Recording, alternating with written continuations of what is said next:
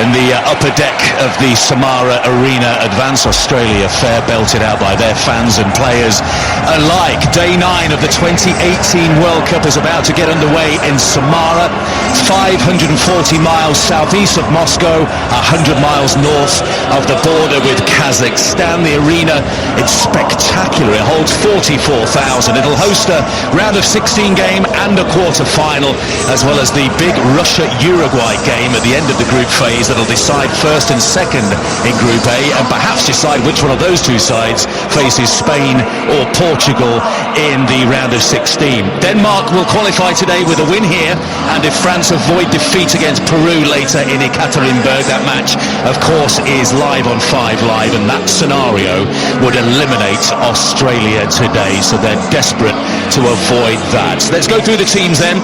Denmark first. They start with a 4-2-3-1.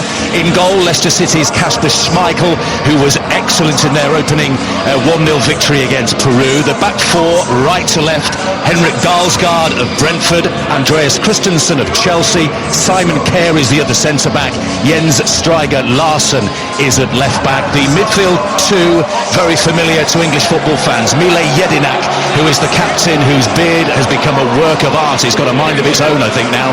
He's in the centre circle now on the halfway line with Kjær tossing the coin with the referee.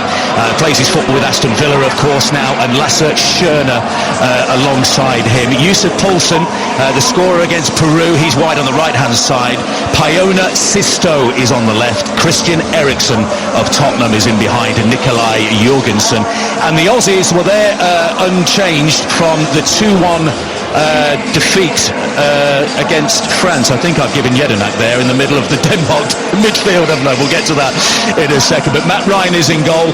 Back four, right to left, Josh Risdon, Trent Sainsbury, Mark Milligan, and Aziz Behic. Mile Jedinak is alongside Aaron Moy. Wide right is Matthew Leckie. Wide left is Robbie Kruse. Celtic's Tom Rogic is in behind Andrew Nabbout, who is the striker. So Lasse Schöne will be alongside Thomas Delaney in the centre of that Denmark defence.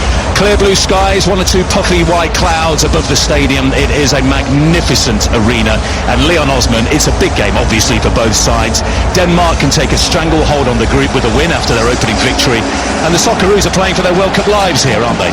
They are, as Terry Butcher was talking about earlier. The first game is very important to get off to a good start. It really does set you up with regards to progressing in the group, but it's the second game that's vital. If you lose the second game more often than not, you may be out of the competition. So, you know, Australia playing France in the first game would have known that if they could get anything, it would be fantastic. But it's these next two games against Denmark and Peru where they'll be expecting to pick up their points to make it through to the round of 16. So, vital game for them today. Australian fans, one of which has got the Australian flag tied around his neck and is holding a gleaming World Cup trophy. That's perhaps wishful thinking, but let's see if they can get the goals they require to really get themselves into the tournament. The referee today, Antonio Lahoff of Spain, 41 years of age, from Valencia. He actually reads up on the players before the games and watches plenty of video. And he says, look, if one of the players out there has just had a child, I can congratulate him. He'll know if a player is having any personal problems, calls all the players by their first name. So we'll see if he's familiar with them here today. Underway in Samara, Denmark in their white shirts, red shorts and white socks, kicking to the goal away to the right-hand side. The Australians in all dark green today, and straight away Kruse has conceded the free kick with a foul on Dalsgaard, the right back for Denmark, and the Danes have a free kick here that they can perhaps send into the area with their tall centre-backs searching for an early goal. Australia lining up their defensive line about a yard or two outside the penalty area. Mile Jedinak, with that captain's armband tight around his left bicep, is organising things back there. Matt Ryan in his all-purple goalkeeping kit is a yard or two off his line, and the free kick will be taken, of course, by Christian Eriksen. So we expect a good service here. Two-man wall is just to the right-hand side of the penalty area, 20 yards or so outside that Australian box. Right arm raised for Christian Eriksen, sent in towards the back post. It's just over an unmarked Simon Kerr, and it's smuggled behind by Australia for the game's first corner, and that was close. It was a really silly free kick to give away by Cruz so early in the game, 20 seconds into the game, and you're allowing the opposition team to put a ball into the penalty area. And as you've just seen, when Christian Eriksen stands over the ball, you'll usually get great delivery in there, and Australia did well to see it out for the corner. By Eriksen's standards, he may be a little disappointed with that, because Kerr was all alone in the penalty area and it was over his head. The right arm is raised by Eriksen again. He takes it short though to Sisto with the cross. It looks good. The header comes in again and it's flashed wide of Matt Ryan's goal by Thomas Delaney, the central midfielder. But two decent set pieces by the Danes, but it comes to nothing in the end. Oh, he should do better. He's just a yard outside the 6-yard box, right in the centre of the goal. Aaron Moyes trying to challenge him, but he doesn't make any contact, and he rose quite well, did Delaney. He just couldn't turn his neck muscles enough to guide it towards goal, and ends up sending it back towards the corner flag. And after a fantastic cross, I think it was by Sisto, I think Australia get away with an early one there. 2 minutes gone, 0-0, Denmark against Australia, the World Cup 2018 on 5 Live. Åge Hareide is the Norwegian coach of Denmark, 64 years of age. He was appointed in 2015. Big shoes to fill. Morten Olsen, you'll remember, he was in charge of the national team for 15 years. Denmark on the attack. Here's Eriksen just trying to wriggle through the challenge of Jedinak on the edge of the penalty area, but Jedinak did well. And now Australia can attack for the first time down the left-hand side through Robbie Cruz, who plays his football in Germany for VfL Bochum. It's back now with Mark Milligan to his fellow central defender Trent Sainsbury, who's with Grasshoppers in Switzerland on loan. Josh Risdon of Western Sydney Wanderers, and for the first time here's Aaron Moore, the bald-headed figure, and what a season he had in the Premier League with Huddersfield Town. Not only scoring the odd goal, providing the odd assist, he created lots of chances, and also I think was 5th in tackles won as well. That's called a box-to-box midfielder, Leon, a man after your own heart. I'm not sure the tackles part is a man of my own heart, but fantastic achievements, and arguably their standout player this season, staying in the Premier League. As I said, fantastic achievements, and now he gets to go on and show the world what he can do in a World Cup. Nikolai Jorgensen with some strong centre-forward play out on the left-hand side. He's won the ball back for Denmark, and here's Pione Sisto, who was born in Uganda, arrived in Denmark aged just 2 months when he received his citizenship in 2014. He's been fast-tracked into the national team.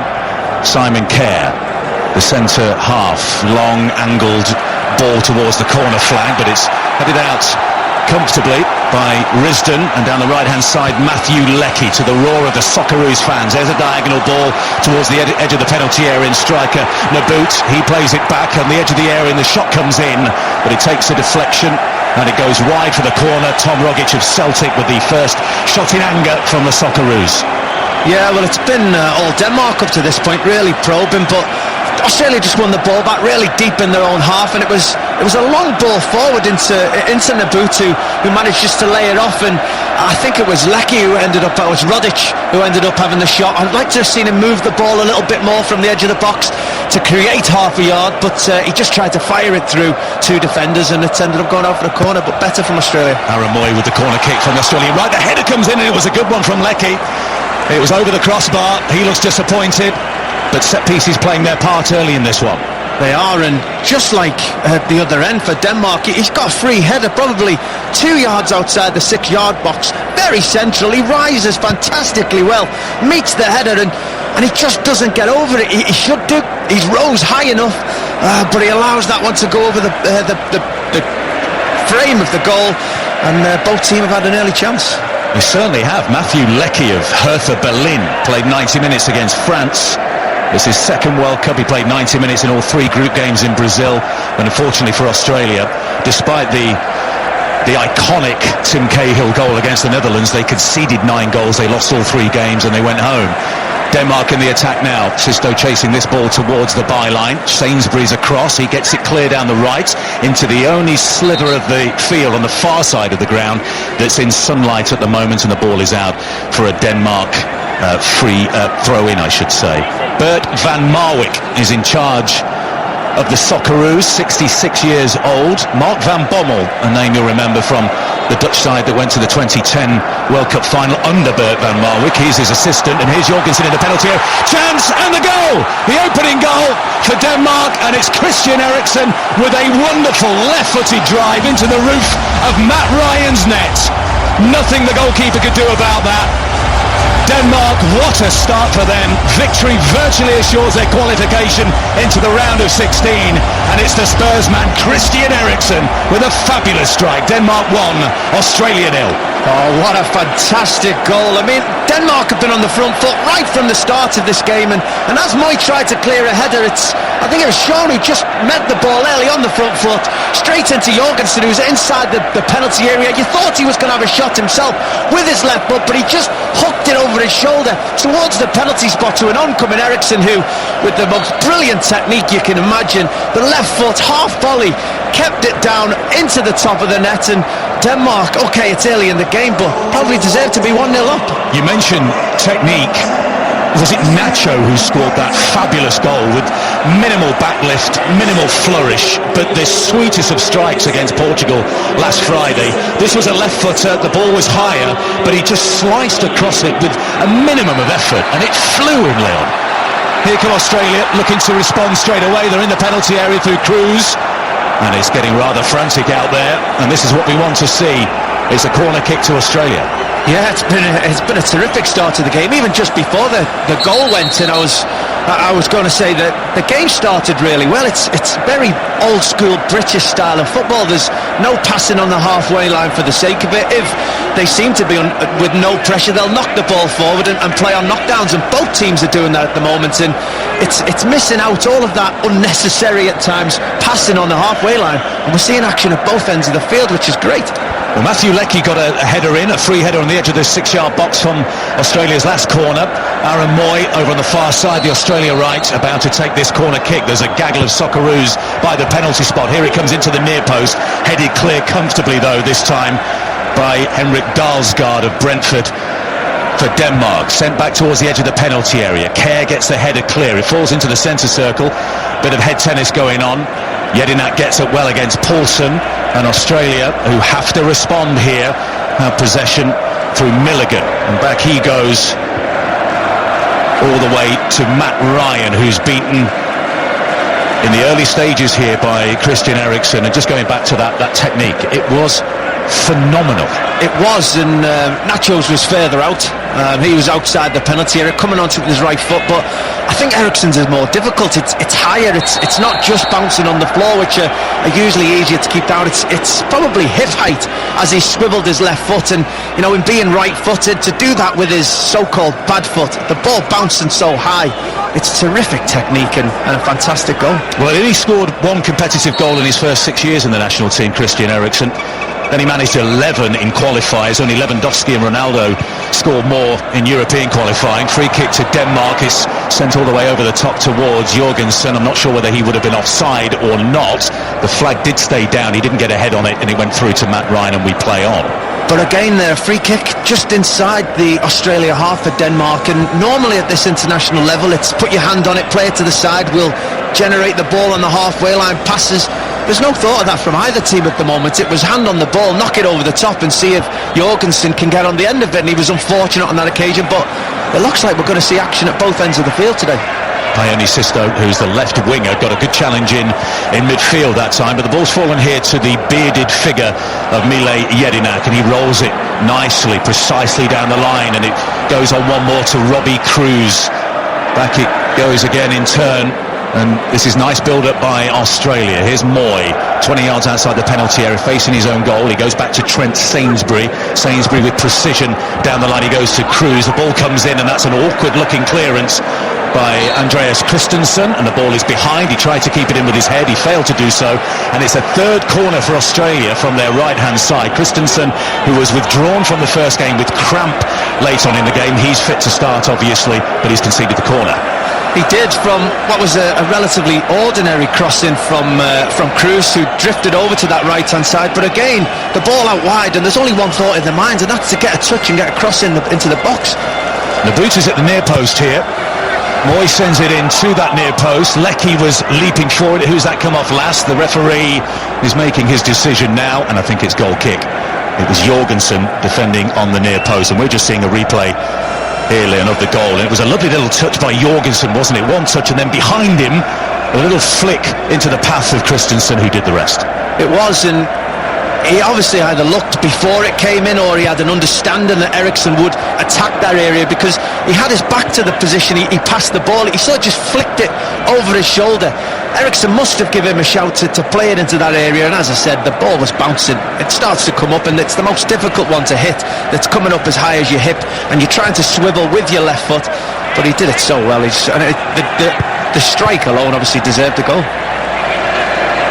Christian Eriksen looking for that long angled ball from the halfway line on the right hand side towards Jorgensen. Again, that one is headed back out by the Australia defence. Jorgensen may be familiar to Newcastle fans. They almost signed him in January, but they couldn't agree a fee with Feyenoord. Apparently Newcastle's offer was short of the £20 million asking price. His form dipped in the Eredivisie after that. He was denied what he called his dream move. Then he regained his form towards the end of the season, scored in the Dutch Cup final win against RZ. He's also won a league at Feyenoord as well, and he's leading the line here for Denmark, has himself an assist. Here's Sisto in the centre of the field, 23 on the back of his white shirt for Denmark, and now it's out on the right-hand side with Lasse Schöne of Ajax, and he gains possession again. He's in for William Kvist, who broke a couple of ribs in that bruising first game against Peru. His World Cup lasted 36 minutes and it is over, and because the injury happened in the first game, they can't replace him, so the Danes are down to a squad of 22. Bert van Marwijk just wearing a white shirt, sleeves rolled up to the elbow, hands in his pockets in the technical area. He was appointed in January. He actually led Saudi Arabia above Australia in qualifying, then left that job. And when Ange Postecoglou stepped down, citing tiredness, fatigue for the Australians, who had an arduous qualification process that lasted a record 22 qualifiers. They travelled 155,000 miles. They had to go through 2 playoffs against Syria, then against Honduras. Postecoglou had enough, so the Aussies called up Bert van Marwijk. Long ball forward towards the corner of the penalty area. Here's Poulsen, takes it down on his chest for Denmark. Rolls it back to the right-back Dalsgaard. Schöne into the edge of the area to the magician Eriksson, but he can't find Sisto, and it's Leckie who brings it away for the Socceroos. Now it's with the right-back Josh Risdon. He thumps it down the line. It's turned into a decent ball. Can Nabuk bring that under control? He tried to first time. It bounced off him awkwardly, and it's out for a throw to Denmark. Yeah, just going back to Van Marwijk that they brought in. It's a strange call, you know, to bring in, but they have brought in a World Cup specialist, someone who's been there before. He's got to a World Cup final, I think, with the Dutch in 2010, but they've already named the successor. Graham Arnold is going to take over the Socceroos after this World Cup, so to bring a guy in and just say, just for this World Cup, take us forward, I'm not sure how that will settle with a team he hasn't worked with for long enough. They've invested in Graham Arnold long term. He's almost one of the father figures of Australian football. I think his most recent job was Sydney FC. He's won titles. He's a former Socceroo player himself. But maybe it was decided the World Cup was too soon for him, and the bat phone went off for Bert van Marwijk to come in. Sisto for Denmark. The defender is Aaron Moy, and Sisto goes to ground, and it's a free kick to the Danes. A little shake of the head from Huddersfield's Aaron Moy. He just had an arm across Sisto, who went down very easily, Leon. He did, but the thing is, what happens sometimes, the defender Moy, as you get your arm out to get it across, because he's taller than Sisto, to do that you naturally put your hand into the opposition player's face, and obviously that's not allowed, and Australia have got to be careful. That's 2 or 3 free kicks they've given away in decent positions for Christian Eriksen to whip the ball into the penalty area, and he's one guy who wouldn't want delivering the ball in there frequently. This time it's to the left of the penalty area, about 20 yards outside. They're lined up on the edge of the area in defence, the Australians. Here comes Eriksson, whips it, a dangerous looking ball, but it's headed clear. Only about 5 yards outside the penalty area. It's nodded back in by Dalsgaard. Sisto can pick up the loose ball. He finds Eriksson, and he gets it out of his feet straight away with a volley pass back to Sisto, and Denmark just exerting a little bit of control here. We've had 15 minutes in Samara, in the Samara Arena. An early goal from Christian Eriksen has given Denmark a 1-0 lead against Australia. Remember, Australia beaten by France in their opening game. Denmark already with 3 points on the board, courtesy of a narrow victory against Peru, who missed the penalty. And their manager said that Denmark were lucky in that game. Peru did have 18 attempts on goal. Kasper Schmeichel played a blinder, but they closed it out for the win, and now they've got a great opportunity to take a stranglehold on the group. Throw into Australia right by their corner flag on the right-hand side. They're just pinned in a little bit at the moment, Leon. They're struggling to get out of their own half. They are. It's been probably 5 minutes now that the Danish have just started to exert their authority on this game. They're just keeping the ball on the halfway line, just to make sure that territorially they're taking full control of this game. And the Australians are struggling to get the ball back, and when they do, they can't get over the halfway line, and they're really up against it now, Australia, for a team that's struggling to score goals as it is, up against a team in Denmark that hasn't conceded in 5.5 games now nearly. It's a real tough ask. Maybe this is Tim Cahill's afternoon. The more the game goes on, the more they need a goal. 38 years of age. He'd be the fourth man to score in 4 World Cups, and he joined the likes of Klose, Uwe Seeler, and a fella called Pele. Well, I've played with Tim, and although I've never associated him with Pele, with all due respect to him, to his face, he does have the mentality and the ability to come on and change a game and score a goal on the big occasion. And if it goes late on and there's still a goal or two behind, I would certainly expect him to come on and try to get that goal. He could be the talisman later on this afternoon if they need him. They've also got Asani, the 19-year-old, who's causing a bit of a stir in Australian football. The winger, he's only earned 4 caps. He did come on against France in that first game late on. An exciting player, 19 years of age. Here come Australia in possession. It's out on the left-hand side to Aziz Behic of Bursaspor in Turkey. Back now with Milligan. Behic again on the left-hand side. He's chased by Poulsen. The first-time ball by Jedinak is an excellent one down the left channel, and this one for Robbie Cruz to chase. He's on his right foot. He rolls it back towards the edge of the penalty area, towards Tom Rogic, but it wasn't a very good ball, and Denmark were able to get it clear, but they've got it back now, Australia, and it's an energetic looking Aziz Behic striding into their half down the left-hand side. Cruz rolls it back to Rogic. Into the area it goes for Cruz, and it's good defending in the end by Kerr, who earns his side, I think, a goal kick there, but it was decent build-up play by Australia. The ball in behind, we haven't seen that too often. Cruz was onside, but it was well swept up by the Danish centre-back. Yeah, he came over quickly, saw the danger.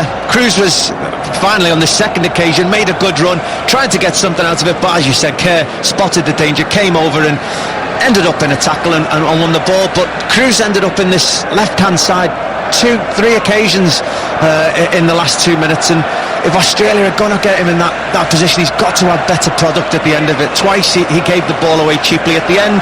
He was unfortunate there to give away the goal kick, but Australia need to take better care in and around the Danish penalty area. Here's the Danish captain again, Simon Kjær, who plays for Sevilla in Spain. Long ball forward looking for Jorgensen. The header is by Milligan for Australia. Now it's Behic down the line again. This time looking for the run of Leckie. Rogic plays it to Cruz on the left-hand side. More good defending, sliding tackles coming in from the Danish defence. This one from Dalsgaard, and once again it peters out, and it's a goal kick to Denmark. But at least Australia showing some attacking intent. Well, they've got no other choice. No, they have to come out. They don't have to leave it all out there in the next 5 minutes, but they need to show the Danish that they have got an attacking threat themselves, because Denmark have been very comfortable in this game. They've knocked the ball forward when they feel like they're knocking it side to side. They'll keep it for 5 or 6 passes and then feel at ease to go over the top and try and play that way. And Australia need to show Denmark that there's two teams in this game as it progresses on. Simon Kjær again with the long ball forward. That's got plenty of fizz on it. And Poulsen, who hasn't really been in the game, has he, on the right-hand side, the goal scorer against Peru. He was the intended target. It was a very flat ball, a long ball, skipped off the turf and went behind, and Matt Ryan has a goal kick. It is taken short just outside the area to Milligan, who rolls it back to him. Jorgensen is putting the press on the Brighton goalkeeper, and then there's a foul by Dalsgaard on Cruz. And it's a free kick to Australia just inside their own half on their left-hand side. Could have gone either way, that one. As Dalsgaard was over the top, Cruz did have hold of his shirt, and you know, it's funny sometimes that it's always open to referees' interpretation how free kicks and fouls are given. Sometimes there's both sets of players holding each other's shirts, and you know, it's always interesting to see how the referee sees it. 20 minutes in, here on 5 Live at the World Cup. Denmark 1, Australia 0. The early goal, a beautiful finish from Christian Eriksen, his first goal of the tournament. And here they come again through Sisto. It's bouncing nicely for him. That's an excellent effort, but it's straight down the throat of the goalkeeper, Matt Ryan. A beautiful strike by Sisto, fully 25 yards out, but it was too straight and it didn't worry Matt Ryan in the end. Yeah, great strike from Sisto, but it comes from Australia trying to play out from the back, getting themselves in trouble. The Danish pressed them really well. They allowed the first pass to go into Aaron Moy, and then 3 or 4 of them pressed and won the ball back. Ended up with Sisto hit a great shot with his left foot, again probably on the half volley. Unfortunately, it was straight at Matt Ryan in the goal. It was wobbling in the air a little bit. Meantime, Australia in their next attack have earned themselves a free kick. Tom Rogic was fouled by Thomas Delaney, and Aaron Moy is over this, halfway inside the Denmark half. Central position. Line of 4 attackers around the edge of the penalty area for Australia, and he goes with his left foot wide to the right hand side to change the angle. The cross comes in towards Leckie. It's over his head. Kerr gets the header clear. It'll drop here to Rogic of Celtic, who scored in all 4 Old Firm derbies that he played in last season, and he drags a left-footed shot from 20 yards wide of Kasper Schmeichel's goal. Yeah, it was dragged wide, the shot, but it's better from Australia and from Rogic himself. It was positive. He got the ball probably 40 yards out from a headed out from the cross, got turned and drove at the Danish defence. He went inside the 2 midfielders, through the heart of them, and had a shot from probably 20-25 yards. But it's better. They need that, Australia. They need somebody to step up and take this game by the scruff of the neck in an attacking sense.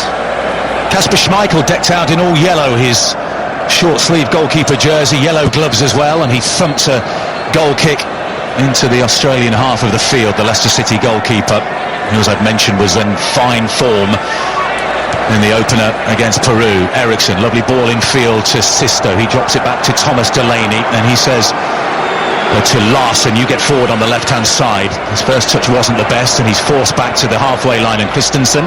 But Christensen has found Schöne in space, rolled into the feet of Jørgensen. This is good from Denmark. Poulsen out to the right-hand side to Dalsgaard. There's the cross, there's the header from Jørgensen, and it's just wide. That's the best passage of play we've seen in the opening 23 minutes of the match, but it's behind for a goal kick. Well, it's one of the moves of the tournament. If he'd headed that in the goal, which he should have done as the cross came in a lot across the 6-yard line, he just got there probably on line with the front post. Instead of just opening his neck up, he just allowed it to hit his head, and it went past the front post. But it was a great move, one touch all the way from the Danish. They just seem to be able to pass through this Australia team at will. They look very dangerous when they go forward, and as I said, if that goal would have gone in, could have been goal of the tournament. Kerr sends it forward with another diagonal ball, and this time Jørgensen does bring it down the back heel towards Poulsen.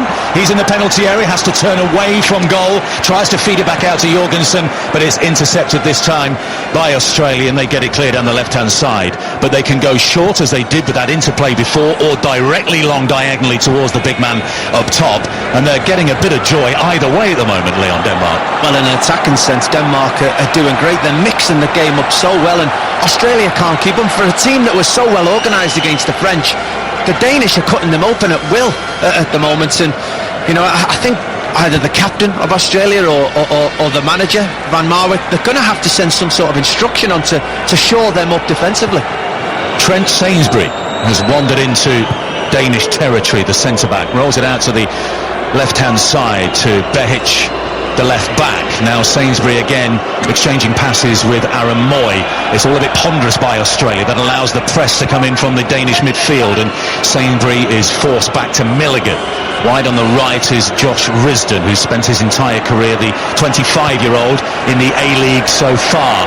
Now it's a switch to the left-hand side, and Behic, he steps inside, lovely bit of skill to get away from Poulsen. He's on his left foot, he dinks the ball over into the penalty area, diving Kerr gets it clear, only as far as the right back, who is Riston. His cross is headed clear by Dalsgaard. This is better from Australia, who will have a throw-in halfway inside the Danish half on the left-hand side. They've just upped the tempo a little bit. Some decent service into the box, but no Australian head on the end of it. They did. It was Behic down this left-hand side. He went past one, cut inside another, put a good ball into the box, and despite them having more numbers than they have at any other time in the penalty area, they didn't manage to get ahead on it. But that's the way Australia are going to have to go about scoring this equalising goal. They don't seem to have that individual brilliance in the final third, where one player will step up and produce a moment of magic. They're going to have to flood numbers in there and try and overload this Danish defence. Well, it's a game that's easy on the eye so far. 26 minutes in, Denmark 1, Australia 0, and plenty of intent from both sides, who know the importance and how pivotal this second game is for either side. A Denmark win and they're virtually assured of a place in the round of 16. Australia fighting for their World Cup lives after their opening day defeat. And it's Cruz who plays it down the left-hand side to Leckie, the number 7 on his back, a couple of step-overs. That takes a deflection across off Kerr, and it loops over the 6-yard area, and it goes beyond Kasper Schmeichel and is sent out of play by the left-back striker for an Australia throw-in. Level with the edge of the penalty area. Back it goes to Jedinak. Now it's with Aaron Moy. And from an Australian perspective, you want to see those two players with so much experience at a high level of football in England take control of central midfield. But it's hard against a side that can go short like Denmark, or bypass them completely and go straight up to the striker. So Denmark mixing it up, and that's causing problems for the Australians in the early stages of this first half. Australia in possession in their own half of play. Here's Mark Milligan, who plays his football in Saudi Arabia for Al Ali. It's his 4th World Cup, but his start against France on Saturday was only his 2nd appearance. A very well-travelled centre-back, won an A-League Grand Final with Melbourne Victory, has played in China, Japan, the UAE, and now Saudi Arabia, and here he is again. And he rolls it out to the left-back Behic. Milligan gets it back. Period of patient possession here for the Australians, and it's the Danish fans who are making most noise at the moment. Their side leading Australia by a 0-0, 28 minutes in at the Samara Arena. Milligan again rolls it into the feet of Jedinak. They're all taking a breather out there at the moment, I think, Leon. Yeah, it's Australia who've slowed the game down at the moment, and they're just trying to grow into this game, trying to get a little bit of dominance, because they haven't had enough of the ball.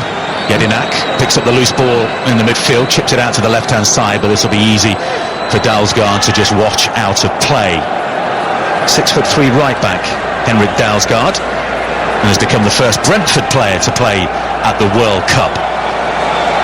And he's got the throw-in just by the technical area on the right-hand side for Denmark, only as far as Sainsbury. Lobbed forward by Behic.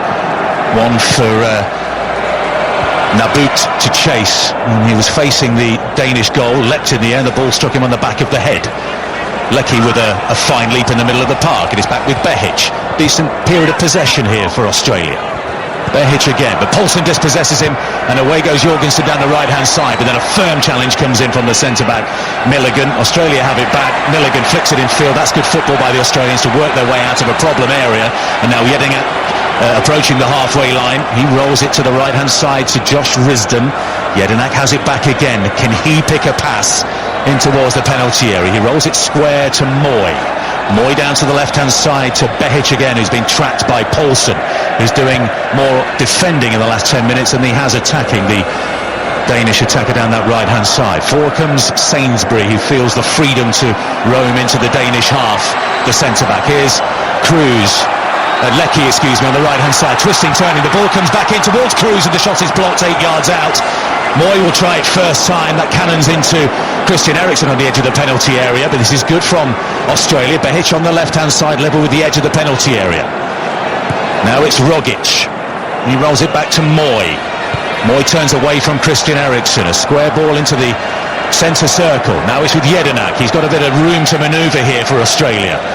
Now it's Leckie. Back it goes, and they're patient, and then they insert some energy and purpose into the attack when the time calls for it. Here's Moy, across towards the back post. isn't a particularly effective one. Naboot has to chase this out. Sisto with the defending by his own corner flag, with the number 11 Naboot right at his back. Oh, what a turn that is. Some wonderful skill by the Ugandan-born winger. Then he gets it clear into the centre circle to Jurgensen, and Naboot was wondering what on earth was going on there. Yeah, it was a great turn right by the corner flag as a left back. I'm not sure I would be delighted as a teammate to see me left winger back there doing tricks, but it's much better from the Australians. They're keeping the ball on the halfway line into the Danish half. Naboot to Rogic, edge of the area. Was he fouled? No, says the referee. Naboot is on his back, 5 yards outside the penalty area. Rogic, excuse me. I think the Australians felt that was a foul, and they're now waiting for the Danes to kick the ball out of play so that Rogic can receive some attention. What did you think to that one, Leon? I'm not sure it was a foul. I think he just seemed to run out of ideas as he was attacking. Maybe there's a bit of obstruction, but I think Christian had already cleared the ball at that point. But much better from the Australians, but they look like they struggle in a number 10 area. They don't have the players to come off and get turned and create problems. Where they're a threat is in the wide areas. As they switch play from one side to the other, doubling up, full back and winger, getting at the opposition. It's Larson or Dalsgaard either side, and getting crosses into the penalty area, and with the likes of Moy and with the likes of Jedinak, maybe Rodic, attacking those spaces. That's where they're looking a threat.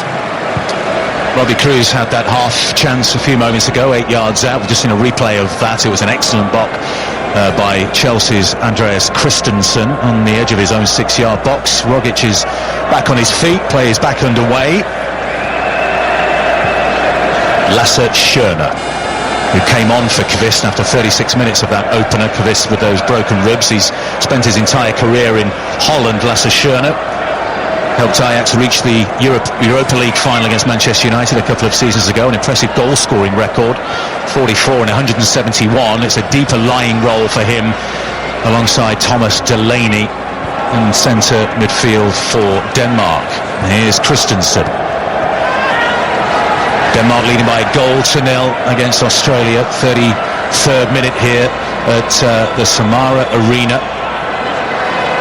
Schöne again, and it's Denmark's turn just to slow the play down. Dalsgaard, he'll insert a bit of pace with a clip down the right-hand side to Poulsen. He turns to face Milligan, who gets a decent challenge in. We were chatting before the game, Leon, about your experience of playing against Christian Eriksen, who scored the only goal of the game so far, and just how difficult it is to track his intelligent movement. It's very difficult. I was playing centre midfield quite often against him, and he just has the ability to pull onto your shoulder, and for a second, well, for most of it, of the attack, you feel like you've got him marked, you know where he is, and just at that vital moment, he drifts into spaces that you can't see, and comes up with some magic, and you're hoping that a right midfielder or your fellow centre midfielder is behind you to help you out. But more often than not, he finds a way of being effective, and we've already seen that in this game with his goal. Is it fair to say that under David Moyes, as Australia circulate possession at the back, the right midfielder was more often than not going to be there, yet under Roberto Martinez, the right midfielder might not have been there, he'd have been at the other end of the field? I think our conversations will have to be kept more private in the future. Well, that's just because Roberto Martinez was a more attacking coach in that respect, who gave his wide midfielders licence and the fullbacks licence to get forward, didn't he? Where it was a little more rigid under David Moyes in terms of the tactics and each player's role. No, you're right. There was a lot more attacking freedom under a Roberto Martinez, but on the flip side of that, as you've just mentioned, when you were looking for a little bit of help over your shoulder, it wasn't always necessarily there, and people like Christian Eriksen will take full advantage of that. Here's Cruz for Australia towards the penalty area. His cross was sent behind by Schöne for a corner kick. I think Cruz will be disappointed with the service there, not getting it over the first defender. And a couple of minutes ago, we've just seen a replay of a potential foul on Naboot by Striker, the left back, which was waved on by the referee. And Australia have another corner, their fourth, from their right-hand side. Kasper Schmeichel is directing things from the goal line. Aaron Moy is across there once again. A little deeper with the service this time, and the header is a free one for Lecky. They're claiming handball as well. He was by the penalty spot, hard to get the power required in that one, and in the end it drops kindly for Kasper Schmeichel in the Danish goal. Again, Leckie finding himself on the end of a good corner into the box. It was just a little bit low this time, and he was going into a group of players on that penalty spot, and he just couldn't get the head on target. The Spanish referee has heard from the VAR bunker in Moscow. He's given the sign for the television screen, and he is marching over to the TV on the side of the field. VAR is going to be used here, perhaps. Yes, it is. He's trotted past Bert van Marwijk, and he's going to take a look at that potential handball from the Leckie header from the Moy cross just a few moments ago. Play went on. Let's take a look here, Liam. You can talk us through it. It's Poulsen, isn't it? It is. What I said before is Leckie gets his header and it just doesn't quite make it on goal. It doesn't make it on goal because it does hit Poulsen on the arm. Penalty. It's a penalty to Australia. And it's a yellow card to Poulsen for that handball. He leapt with his left arm in the air in what you could deem an unnatural position. The header came in from Leckie. They appealed straight away, the Australians, for a penalty kick. Play went on, and then the VAR, the video footage, has been reviewed in Moscow. The play has been halted and the penalty has been awarded, and the Australian fans are going crazy at that. Is that the correct decision, Leon? I think it's harsh. Yes, his arm is up there, and yes, it does stop the ball going towards goal. So yeah, I'd probably say in that sense it should be a penalty, but I don't think he's meant to do it. I certainly don't think it's a yellow card for deliberately doing it. It's just as he's jumped, his left arm is above him. But either way, the Danish have been punished, and Jedinak will now have another chance to score from the penalty spot. It was, in the end, Mr. Lahoz of Spain. It was his decision. He was guided by the VAR officials in Moscow, and after another look, he's decided it was a penalty kick. Kasper Schmeichel is streaming at Mile Jedinak, who converted a penalty against France. To the goalkeeper's left, he's got his hands on his hips. What a big moment for the Socceroos in the 2018 World Cup. Schmeichel bouncing on his line, waving his arms. The bearded Jedinak, strands of grey in that dark beard. He's a yard inside the penalty area. The whistle blows. Jedinak steps forward, couple of stutter steps, strikes it in exactly the same spot as he did against the French, and he roars at sending the Australian fans crazy in Samara. The Aussies, as they did against France, have drawn level and have given themselves hope here at Russia 2018. We've had 38 minutes. Denmark's lead didn't last for long. Denmark won. Australia won. Oh, it's a great penalty from Jedinak under such pressure to score this goal for his team. And yeah, Kasper Schmeichel in the goal was shouting to Jedinak, trying to get in his head, telling him, if you hit it within my space, I'm gonna save it. Jedinak didn't listen to him. He ran up to the penalty spot, sent Kasper Schmeichel the wrong way, opened his foot out and placed it into that right-hand corner and draws his team level. And you can see what it meant to him. You can see what it meant to his teammates and to the Australia fans in the Samara arena. He roared once that ball was struck into the back of the net. It's his second World Cup as captain of Australia. Remember, he scored a hat-trick in the playoff second leg, the Intercontinental playoff against Honduras, to see them through to Russia 2018, and a disappointing end to the season with Aston Villa and the playoff defeat to Fulham at Wembley. But they're looking to take the lead before the half-time interval. It's a crossing by Rogic, but it's behind Leckie and away for a goal kick. And this game, well, from the opening whistle, has been terrific to watch, and it's sprung to life again. It's been good at both ends of the field, and buoyed by that goal, Australia on the front foot. Rogic finding himself over onto this right-hand side, cuts back onto his left, tries to whip it across, and three players in the penalty area, Leckie, Nabout and Cruz, but none of them could get on the end of it. But Australia on the front foot. On the subject of VAR, it's becoming a theme and a trend that once the referee is told to go and have another look, or offered the opportunity to go and have another look, it's almost nailed on that the penalty is going to be awarded. To my knowledge, I don't think I've seen a situation when a referee is told to have another look. He marches across to the television screen on the side of the pitch and then says, I don't know what you're talking about, it's not a penalty. Well, to get to that it's a good point, sign if you're the attacking team that the referee goes over to the TV, isn't it? Yes, to get to that point, the officials watching it on video, whether it's 2, 3, 4 officials, deem it worthy to look at. So the referee going over there knows that they think this is a penalty. They just want me to have a look. So unless I'm really against it, I'm more or less going to give a penalty for this. And yeah, I think that could have gone either way, that handball, the referee's decision, but he went with the VAR. Meanwhile, Denmark have a free kick just to the side, the right-hand side of the penalty area. Two-man wall for Australia. And with Christian Eriksen around, this is very, very dangerous from the Danes, who have 5 to aim for. Eriksen curls it in near post. It goes all the way through to the back post. It ricocheted off an Australian defender, but then into the grateful grasp of Matt Ryan. That was very close indeed. I mentioned before, you've got to stop giving Christian Eriksen the opportunity to whip free kicks in on your goal, and again it's a low one this time, but it's fired right across that 6-yard line. It's missed by everybody, and at the back post it just seems to hit Sainsbury on the knee.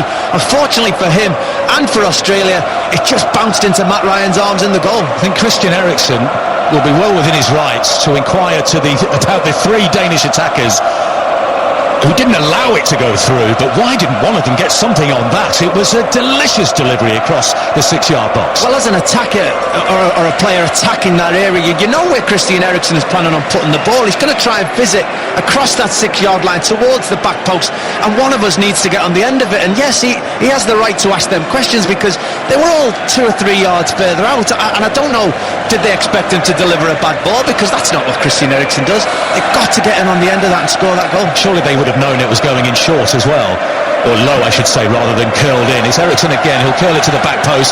The header comes in from the fullback striker, but he couldn't get much power on that. About 14 yards out, and Matt Ryan has the opportunity to launch potentially another attack. He rolls the ball out to his right back, Josh Risdon. 42 minutes gone here at the Samara Arena, and it's a terrific game. Day 9 getting underway in very entertaining fashion. Denmark 1, Australia 1. Australia have a free kick by the touchline on the right-hand side for the foul on Cruz. And Aaron Moy steps across to take it, and Mile Jedinak strides purposefully into the Denmark penalty area. Goodness me, if they could turn this around and go in front, it would be a joyful half-time changing room for the Australians. The delivery comes in from Moy. It's a good one, and was there a pull there on Sainsbury? He's gone to ground. They're all appealing, the Australia players. Play goes on, cross to the back post. Kerr gets it clear, and then Eriksen, under pressure from Rogic, sends the ball out to the left-hand side. And all eyes on the referee, Le Hoff again. He's in the centre of the pitch. It would be a VAR situation if that was a foul, if it was a drag on the big centre-back for Australia. But we play on. No whistle so far, and it looks like the VAR officials have taken a look at that, and they've decided there was no foul. Here's Jedinak just inside his own half, and he clips the ball out to the left-hand side to Behic, and for one, I'm looking forward to seeing a replay. Here it is. Yeah, I think the officials may have already had a chance to look at it. Was there contact? I'm not too sure. But if you're Australia, you are going to claim for that now. You've already had VAR come back in your favour on one occasion. So every time the ball goes into the penalty area, whether it's a ricochet or coming together, I would expect them to claim VAR all day. Was it a push by Christensen? He was the defender up against his opposite number, Sainsbury, who went sprawling to the ground. We've seen a couple of replays. There was a definite bit of contact with the arms by Christensen, but not enough for the VAR officials, or the on-field official initially, to bring that back. But they're asking lots of questions here, Australia, as we approach half-time. Final minute of the first half, it's 1-1. I think there was a coming together. I think there may have been arms on Sainsbury by Christensen, but I think Sainsbury just got himself underneath the ball. It was just, he was going to arrive, and the ball was just going to drift over his head, and decided to try and make the most of the contact, and I think the referee and the VAR got that one right. Here's Christensen, just short of the halfway line for Denmark. Casual left-footed ball to Kerr. Long ball forward towards Sisto, and that's that tactic we've seen employed plenty by the Danes in the first half. He was looking for the pacey Sisto this time, Simon Kerr, and almost found him on the edge of the penalty area. Well, that's 2 or 3 occasions now where Kerr's got that ball as a centre-half, just drifting into the right-back area. He does have short passes, but he picks his head up and looks for that run of Xisco, or it's been on occasion Jorgensen over the top, and Australia OK, they've not conceded a goal from that, but there seems to be an obvious weakness there. Into stoppage time we go, and we're just waiting for the ball to go up. It's 2 minutes. Ball into the Danish penalty area. It's sent clear by Christensen. Lecky is trying to prevent Payone Sisto on that left-hand side from gaining any yardage and territory for Denmark. The ball is sent over the top again, and Milligan can roll it back to Matt Ryan, who was beaten early on by Christian Eriksen's fabulous left-footed strike, but Mile Jedinak's penalty means we're level as we approach the 46th minute at the Samara Arena. The ball bouncing around in the centre of the pitch, and it's almost picked up by Naboot, but Denmark have it through Christensen. Who's going to be the happier of the managers at half-time here, Leon? I think Australia. I think Van Marwijk will be happier to find his team going down by a goal so early. At that point, the Danish looked a real threat. They looked like they were going to score 2 or 3 goals. They were on the front foot. Australia couldn't figure out a way of stopping the Danish attacks, but you know, they've found a way. They found a way to drag themselves out of that, get into the Danish half, cause them problems eventually. They've realised that set pieces, crosses, is the way to cause this Danish team problems. They've done it. They've got the equalising goal, albeit by maybe a bit of fortune. But he'll be happy to go in at 1-1. One thing they won't be missing with this Australia side is the Aussie spirit, the grit and determination that you associate with Australian sport. But will they have the flair and the ability to build on this 1-1 scoreline in the second half? There's the whistle. Well, that was entertaining. It was thrilling at times. Both teams realise it's a pivotal game, and both are going all out for the win. And the big moment was the penalty kick. And for you, it could have gone either way in terms of the VAR and Paulson's handball, Leon. It could have. Yes, his arm was above his head. It did stop the ball going towards goal, so definitely could be given as a penalty, but I don't think it was meant. He ended up getting a book, and I certainly didn't think it was worthy of a yellow card. But the game itself has been very entertaining. Neither team has wasted any over exuberance or exaggerated movements in the middle of the field. They're both trying to affect the game at either end, and it's been very championship style with the way it's been today. Both teams are trying to get that goal to win this game. It's been a good watch. It certainly has, with the promise of more to come here, Kelly. Group C is in the balance. We've seen VAR intervene for another penalty. Half-time in Samara. Denmark 1, Australia 1. Thank you, Kelly. Samara is the home of the old Soviet space program. Vostok 1 was built in Samara, which launched Yuri Gagarin into orbit in 1961, the first man in space. It used to be a closed-off city. Now it's open and welcoming fans of Denmark and Australia. And all eyes at the start of this second half are on the referee, Antonio Lahoz, who overturned... Well, no, he didn't overturn a decision. He was told by VAR to go back and look at that Paulson handball. He had a look at the screen on the sideline, decided that in effect he'd made a clear and obvious error in missing the handball. He awarded Australia a penalty kick. Jedinak dispatched it to cancel out Christian Eriksen's early opener, a fizzing left foot strike that was early in the game. And 1-1 it is, and it's Australia who get us back underway, kicking from left to right in their all deep green kit against Denmark, right to left in white shirts, red shorts, white socks. And straight away Australia go on the attack, and Naboot got to the byline, number 11, put a cross in, and unfortunately Naboot wasn't at the end of it. He would be the striker that would be expected to be in those situations, but he did very well to get the cross in. But the penalty area from an Australian point of view was empty.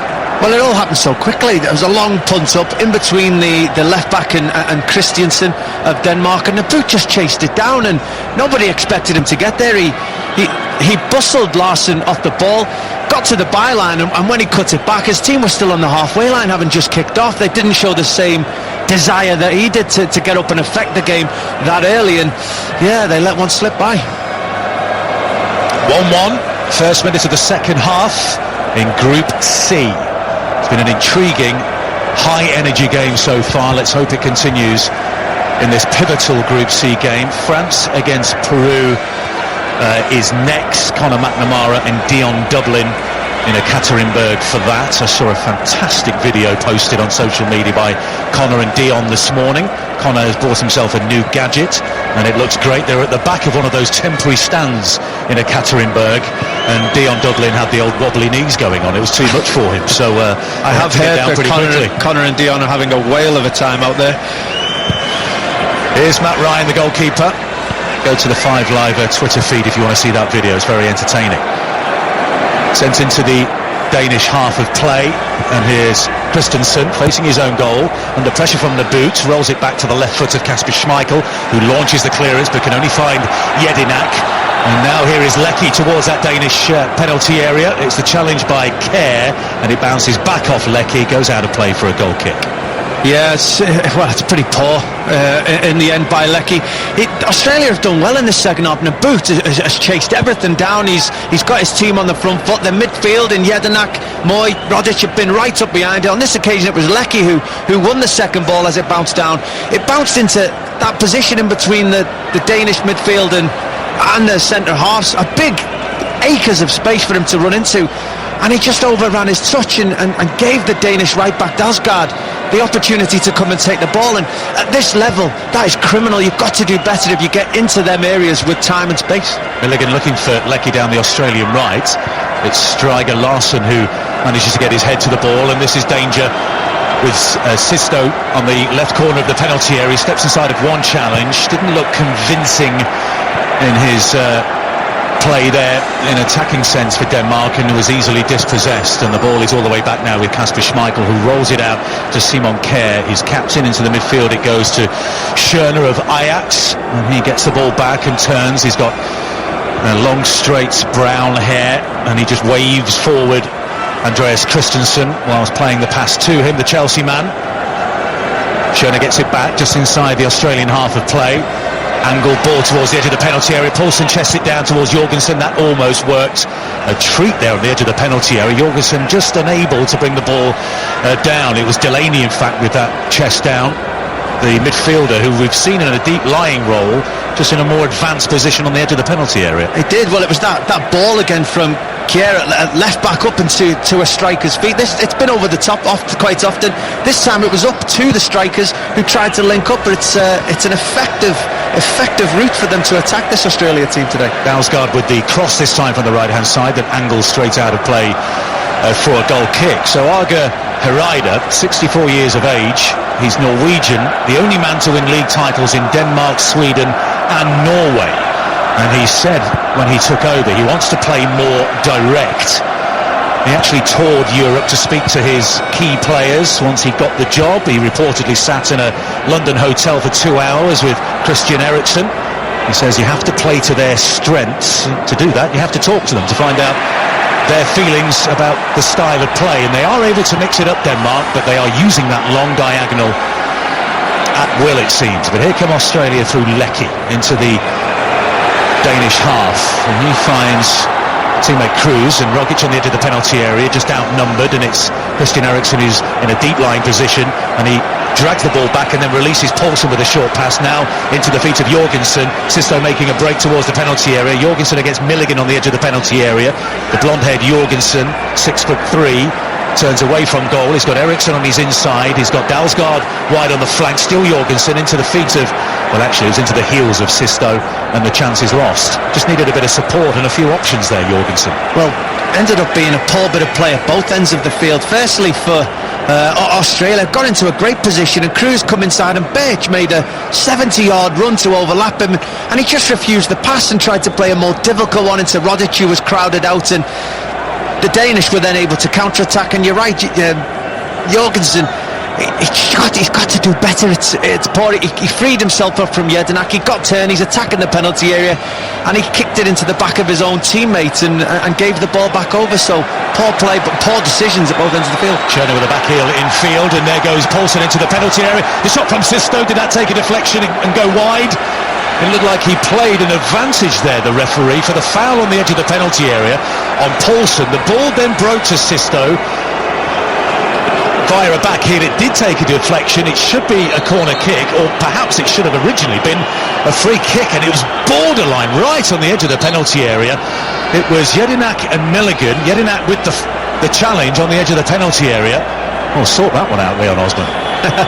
Yeah, well, it was good play from the Danes, getting Poulsen, attacking the centre-half Milligan, just on the edge of the penalty area, and yes, it was a foul, but the referee did great to allow play to go on, and the ball ended up rolling through to Sisto, who just opened his body up and tried to side-foot it around the Australia centre-back into that far corner, and you're right, it hit him on the backside and went out for what should have been a corner, but the referee missed it. He gave a goal kick. Yeah, and Matt Ryan has sent that into the Danish half. Nabut has committed the foul, and it's a Denmark free kick.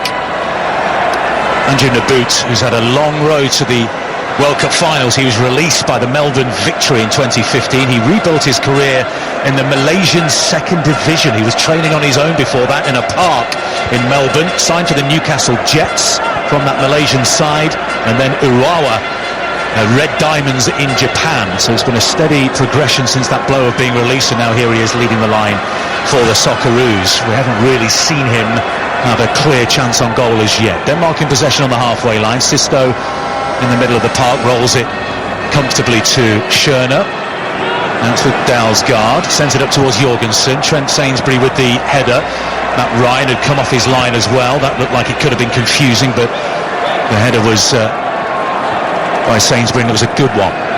Denmark pressing now down the left-hand side. Here's Christian Eriksen, a sense of anticipation every time he collects the ball around the penalty area, but that comes to nothing this time, and here's Leckie with a nice piece of skill down the right-hand side, but he can't find Nabut.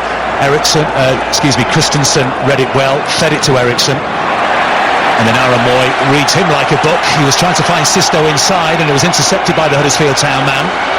Now here's Nabut on the right-hand side. He's got Robbie Cruz on the edge of the penalty area. Right he goes to number 7, Matthew Leckie. Leckie's got it back, and it's patience again by Australia. 1-1, 5 live at the World Cup. 53 minutes gone. Denmark against Australia in Group C. If you're just joining us, the Danes took an early lead through Christian Eriksen of Tottenham Hotspur. Aston Villa's Mile Jedinak with a penalty to equalise after VAR. Here's Beric down the right-hand side. The chance on the edge of the 6-yard box, or just inside, almost for Leckie. It was excellent defending by Striger Larsson, the left-back, to prevent Leckie turning the ball into an open net.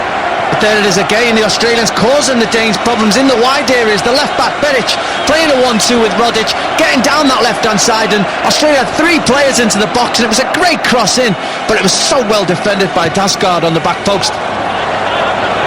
Moy into the penalty area, and here's Risdon with the cross. Christensen with the header clear, drops to the feet of Aaron Moy, who controls at the second attempt. Now he receives the ball back from Milligan. He's got a bit of room to manoeuvre here, Aaron Moy. Nabut on the edge of the penalty area. Leckie hovering in and around the striker as well.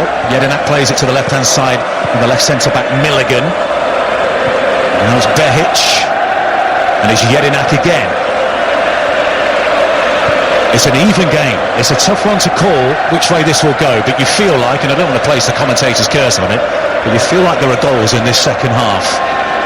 You do. I mean, despite Australia just slowing the game down for a moment, both teams have been pretty good in an offensive capacity. Australia seems to have figured out that the wide areas like this one. Cruz, right, he goes to Risdon, and it was a cross. It was far, too powerful for everybody in the penalty area.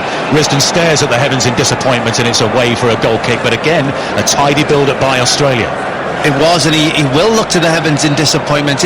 Australia keep causing problems, getting their fullbacks into these wide areas, and a little bit of play with Leckie and with Cruz in the build-up, getting the fullback released is causing the Danes problems, and they just need to put better quality into the penalty area, or make sure that they're attacking it with a bit more gusto in the middle of the penalty area. The cross by Behic on the left-hand side in that last attack was excellent, but like, as you say, nobody attacked it, and Striger was able to get it clear. At the other end, Poulsen has earned his side, Denmark, a corner kick. End-to-end stuff in Samara. Denmark 1, Australia 1. We've had 10 minutes of this second half. Matt Ryan in all purple with a luminous yellow number 1 on his back. Simon Kjær is forward from centre-back, so to Andreas Christensen. They are both poised near the penalty spot. Christensen's gone to the near post. It's out towards Schöne at the back of the penalty area. He nods it back in. Jedinak climbs the highest of everybody, and the whistle blows from our Spanish referee, and it's a foul by a Danish attacker, and it's an Australian free kick inside their own area. I'm not sure I saw a foul by any kind of Danes. It was the Danes that ended up on the floor. Yeah, it was just, I think it was a combination of Jedinak and Sainsbury just come right over the top of the Danish centre-halves to make sure that they were determined to clear that corner kick. It was a fantastic header. 4 of them all ended up on the floor, and the referee saw a free kick to the defending team, which so often happens. I think it may have been the challenge by Dalsgaard subsequently on Moy for a foot raised. Having said that, both feet met each other perfectly, so it was 6 of one, half a dozen of the other, but Australia got the call. Here's Kjær again, the Danish captain. Into the midfield it goes to Schöne. He's just assessing his options. Ahead of him is Thomas Delaney, and you can guess by the name, here he is in possession, the number 8 for Denmark. He has Irish roots. His grandfather was born in the US, but eventually moved back to Denmark, and the family originally left Ireland, so he is Danish through and through. Here's Christian Eriksen, uncharacteristic poor first touch from him, and Aaron Moy and Jedinak between them were able to take possession back for Australia. They look pacey on the counter-attack. On the left-hand side is Robbie Cruz. He's got options. Here comes the cross. It's Delaney with his left foot who gets it clear. And just another example of what Australia can do on the counter-attack, but again it needs better service. Yeah, poor cross, and they did have 2 or 3 players attacking the centre of the goal, and the delivery's got to be better. That's how they're hurting the Danish today, by getting wide, and as I said, the delivery's got to be better. But it comes from Christian Eriksen. He's given the ball away 3 times now in good positions. His team are advancing every time he gets the ball, and when he does lose it, his team are vulnerable to the counter-attack. Well, the first change is going to be made by Denmark, and the man who scored the winner against Peru but conceded the penalty today, Poulsen, he makes way for Martin Braithwaite, who is on loan at the moment at Bordeaux from Middlesbrough, having signed for Borough for £9 million last summer. He was a Gary Monk signing, didn't really get much first team football after the departure of Monk, so he spent the latter part of the season at Bordeaux. Well, Poulsen didn't really contribute to the game today. He was largely anonymous except for that penalty given away, albeit harshly, and I think actually he gave a penalty away in the first game. I think Poulsen's contribution is 1 goal for and 2 penalties against, so he's having an indifferent World Cup. The shame for Peru fans was that the subsequent penalty was blazed over the bar. I think Kasper Schmeichel played a role in that. We've seen him trying to put off Jedinak, and I think he got into the penalty taker's head then as well. There was very little poise in that penalty, was there, for Peru, playing their first World Cup for 36 years. Well, it just showed how composed Mal Jedinak, and you can see why he's the captain, to be able to stay as composed and reliable as he was in that moment. Sisto finds Eriksen 15 yards outside the Australia penalty area. Braithwaite can get a cross in, or attempted cross in, but it was repelled by a leaping Robbie Cruz on the corner of the penalty area. Well, now they've made that substitution, Denmark. We've seen a challenge by Rogic on the left back, Jens Stryger Larsen. The right foot of Rogic has just been planted onto the right foot of Larsen, and Larsen is hobbling. So we'll keep our eye on that. No further action, I don't believe, taken against Rogic, and we play on. Moy thumps the ball clear into the midfield. It's picked up by Schöne. Schöne rolls it to the left-hand side to Stryger, who's moving easier now. Sisto having to, looking for the run down the left-hand side, but Risdon did well, the Australia right-back. Schöne again, edge of the penalty area, goes to Jorgensen. Braithwaite looking to advance into the penalty area, but it's cleared by Australia, only as far as the halfway line, and Simon Kjær. And here's Dalsgaard, the right-back, and we'll take the opportunity with Denmark stroking the ball around to head to Durham. Jonathan Overend for the latest on the one-day international, the 4th of the series, England against Australia. Australia batting after winning the toss. They're 19 without loss. We're in the 5th over. Finch has 9, Head has 8. It's been a steady start from Wood and Willie, England's opening pair. Finch actually dropped in the 3rd over, but to say dropped would be very harsh, because it was a brilliant attempt by Alex Hales diving at mid-wicket, just about let it go. Very close. close to being a brilliant catch. 19 without loss in the fifth. Jonathan, thank you. Commentary from Durham on 5 Live Sports Extra, of course. Striker on the left-hand side, a right-footed cross for Denmark.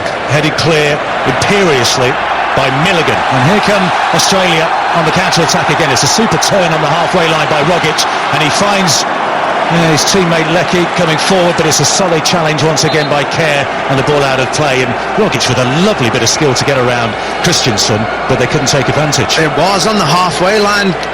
Really did twist Christensen inside and out to the point Christian fell on the floor. Leckie was overlapping him. He released Leckie, but again in them little pockets, the number 10 areas, Australia just haven't shown enough quality today. If they get the ball wide, yes, they look like they can cause these Danes problems, but in them number 10 areas where you do need a bit of quality, a bit of awareness of what's around you, Australia haven't quite been at it. 61 minutes gone, evenly poised in Samara. I've just seen an Australian fan take a huge gulp of a very large drink, which I assume to be beer. We've reached that point of the game. Cruz out to the left-hand side. 3 points would be priceless to either of these sides. Behic back in field to Aaron Moy. He turns back and finds Jedinak, who provided the Australian. In fact, he's provided both of Australia's goals in the World Cup so far, both from the penalty spot. First against France, who take on Peru next in Ekaterinburg with Conor McNamara and Dion Dublin at 4 o'clock. And then tonight, Argentina-Croatia from Nizhny Novgorod. That is on with Jonathan Pearce and Chris Waddle. So we look forward to those two games later on. Leckie down the right-hand side has attracted the attention of Larson, who appears to be moving okay after having his foot stamped on, suggesting it was deliberate by Rogic, but it would have been painful nonetheless. I think we're looking forward to that Argentina-Croatia game. Argentina have got to come out and try and win that game, having drawn against Ireland in the first game, and that could potentially be a cracking game this evening. Big night for Lionel Messi. I mean, it seems you're on either side of the fence, a Messi fan or a Ronaldo fan. I personally believe it's a joy to live through both of their careers, but it just seems to me that the World Cup so far in its early days that Ronaldo is having might just tip the balance against Lionel Messi. Whether that's temporary or not, I don't know. For Lionel Messi, the World Cup's only one game old, and there's still so much football to be played. I think, you said, is there pressure on Messi? There's pressure on Messi every single game he goes out. The expectation levels on his shoulders is incredible, and yes, he missed a penalty in the first game, but I wouldn't put him past scoring a couple of goals in this one. Braithwaite's looked lively since coming onto the field. He's won the ball back for Denmark, and he's continued his run. He takes possession from Jorgensen, slides it back in through towards Jorgensen, who would have a nice run into the penalty area in the inside left channel. There was too much on the pass, but Jorgensen goes down towards the corner flag and retrieves it. Sisto into Braithwaite, poor first touch, and in the end it's a goal kick via the clearance back off Braithwaite by Sainsbury. But that's why Christian Eriksen is so vital to this and any team he would play. And Braithwaite getting on the half turn, probably about 40 yards from goal. He's got Jakob Jorgensen, to the left. He's got Sisto running to the right. He's got options. He's got time to play them both through, and he overhits his pass and sends Jorgensen all the way out to the corner flag. If that's Eriksen on the ball, he's through on goal. He's given Jorgensen a one-touch finish, never mind having to take it into his path. And they need to get Eriksen in that position as often as they can. Australia in possession. Jedinak spins on the centre spot virtually. He was looking for Cruz down the left-hand side. Dalsgaard was alert, heads it out for a throw, but here comes Rogic on the left corner of the penalty area, into Nabut on the edge, couldn't get his shot away. It was a good challenge by Delaney, and here's Christian Eriksen trying to calm things down for the Danes. Of course, who have France in their final game. Schöner. Braithwaite on the right-hand side. Sisto offering his support on the touchline. Back it goes to Schöner. Christian Eriksen just seeking those pockets of space that we are so used to seeing him in a Tottenham shirt. He hasn't had a huge influence on the game, I suppose, as you're not really, when one of the main tactics is to go diagonal and long. Delaney into Sisto. This is a better build-up play by the Danes, but it's Jorgensen with an awkward-looking touch, and Australia able to get the ball clear, but it'll fall here to Dalsgaard on the right-hand side. Well, for 15 minutes, Eriksen was pulling the strings. He was everywhere. for Denmark, but Jedinak and Moy have just dropped so deep. There's no space in between their midfield and defence to get on the ball. He's having to drop deep the other side of Moy and Jedinak to try and pull the strings where he is now. Here he is now on the ball. He rolls it to his right hand side to Sisto. He's so quick. His feet are a blur when he produces one of his tricks. Still with Denmark, it is Eriksen's ball down the left channel towards Jorgensen. That's intercepted again, and Australia can bring the ball clear. Well, as an Australian team, you know, you'd much rather have Eriksen playing the other side of the midfield, so you've got two banks of what used to be four, to have him play through all of that. You know, as I said, in the first 10 minutes he was behind Moy and Jedinak. They couldn't tell where he was. He was getting on the ball on the half turn, and Denmark looked really dangerous because of it, but Australia have done well since then. Rogic approaching the penalty area. Moy's making a lung-busting run to his left-hand side, but he delayed the pass too long. He was thinking about a shot. That wasn't on, and by the time he rolled it out to Moy, it was well defended by Dalsgaard. But it's still with Australia, 20 yards outside the penalty area. Rogic again. Will it open up for a shot again? No, he's closed down by Schörner and Delaney, those two hard-working central midfielders for Denmark. Here's Moy, cross takes a deflection up towards Nabut. It's palmed out by Schmeichel. The shot comes in, it's a cross shot from Leckie to the back post. Cruz was there, but the defender Dalsgaard got there first and puts it behind for a corner. But that was a real chance for Australia. It was just a high ball into the penalty area by Moy on his left foot, curling out of the way from Schmeichel, and Schmeichel's come out all the way to the very far corner of his 6-yard box to try and get a hand on it. He does take it off the tip of Nabut's head, who may have had a shot on goal. It fell to Leckie, who fired it across, but there was only a Danish player in there to be able to kick it out for the corner. And it then went through Schmeichel's legs, didn't it? Robbie Cruz has been brought off here for Australia, and the youngster Azani will come on, and Andreas Cornelius is on, the former Cardiff City player, to add some height up top for them. But again, it doesn't matter what angle the ball seems to be coming into the penalty area from the Australian attacks. They are causing problems, whether they're from deep crosses like that one or really wide areas. Aaron Moy with the corner kick from the Australian right, and it goes to the edge of the 6-yard box. Cornelius with his first contribution. It's a defensive header clear. Falls here to Behic, and he was looking to feed it back to Aaron Moy down the right-hand side. Apologises as the ball sails out of play. Well, first half we were talking about how effective Denmark were as an attacking force. They were mixing up their play. They were coming short and getting Eriksen on the ball. They were knocking it over the top, and Australia really struggled to keep up for that opening half hour. I couldn't figure out how Australia were going to affect the game, but this second half has been a reversal of roles. The Danes can't really string enough passes together. Eriksen's giving it away a little bit cheaply, and the Australian team on the counter-attack and getting into wide areas look like scoring this next goal at the moment. Jorgensen is the man who made way for Andreas Cornelius, and there's an energy about Australia, and they're asking plenty of questions here. There is, but you know, I think we got Rogic in a very good position moments before that cross by Moy. But he was in that number 10 position, and he is a big guy, he is very tall, but he seemed to amble towards the edge of the penalty area, and Moy made a great overlap and run, but the ball was so slow that it gave Dalsgaard a chance to get a foot in and block it, and that was a great opportunity through the middle that Australia passed up again. Here's Leckie inside the Denmark half, right-hand side. Jedinak. I'm looking forward to seeing Daniel Azani, the youngster, the youngest man at the World Cup finals, 19 years of age, wearing number 17. He's a wide man by trade. We talked about him to Kelly and Terry before the game in Red Square. Plays for the Melbourne Victory. He's got 1 goal in his 3 caps so far. But here's Leckie down the right-hand side. The cross comes in towards Nabut. It's over his head, and Azani gets his first touch of the ball, working against Dalsgaard. Full of confidence, Daniel Azani. Here's Moy, right-footed effort, wasn't far away.